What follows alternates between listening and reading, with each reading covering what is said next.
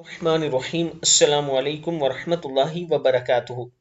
عابد راجہ channel کی طرف سے آج میں اپنے دوستوں کو رسول اللہ صلی اللہ علیہ وآلہ وسلم کی گفتگو ایک ہرنی سے بتاؤں گا۔ آپ دوستوں نے اسے غور سے سننا ہے اور پھر ایک مرتبہ درود شریف پڑھ کے امت مسلمہ کے لیے دعا کرنی ہے۔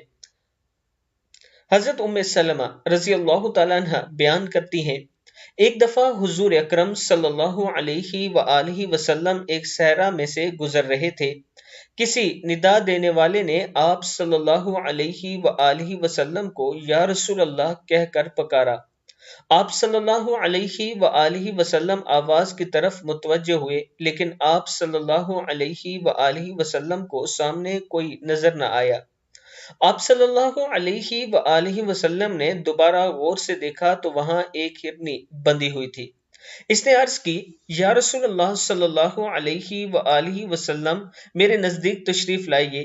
پس آپ صلی اللہ علیہ وآلہ وسلم اس کے قریب ہوئے اور اس سے پوچھا، تمہاری کیا حاجت ہے؟ اس نے عرض کی، اس پہاڑ میں میرے دو چھوٹے نامولود بچے ہیں، پس آپ مجھے آزاد کر دیجئے کہ میں جا کر انہیں دودھ پلا سکوں، پھر میں واپس لوٹ آؤں گی۔ آپ صلی اللہ علیہ وآلہ وسلم نے پوچھا، کیا تم ایسا ہی کرو گی؟ اس نے عرض کی، اگر میں ایسا نہ کروں تو اللہ تعالیٰ مجھے سخت عذاب دے۔ پس آپ صلی اللہ علیہ وآلہ وسلم نے اسے آزاد کر دیا۔ وہ گئی، اس نے اپنے بچوں کو دودھ پلایا اور پھر واپس لوٹ آئی۔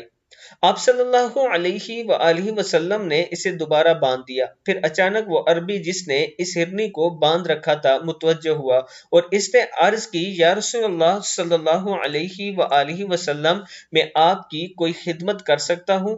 آپ صلی اللہ علیہ وآلہ وسلم نے فرمایا، ہاں، اس ہرنی کو آزاد کر دو۔ پس اس عربی نے اسے فوراً آزاد کر دیا۔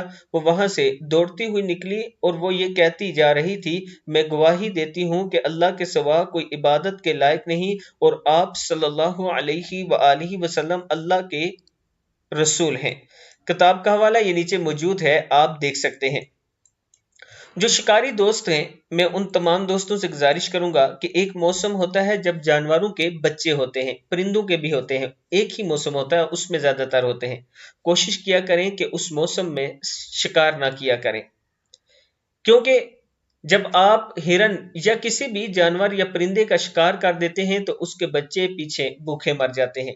تو ایسا نہ کیا کریں، شکار اپنے موسم کے حساب سے کیا کریں۔ السلام علیکم ورحمۃ اللہ وبرکاتہ۔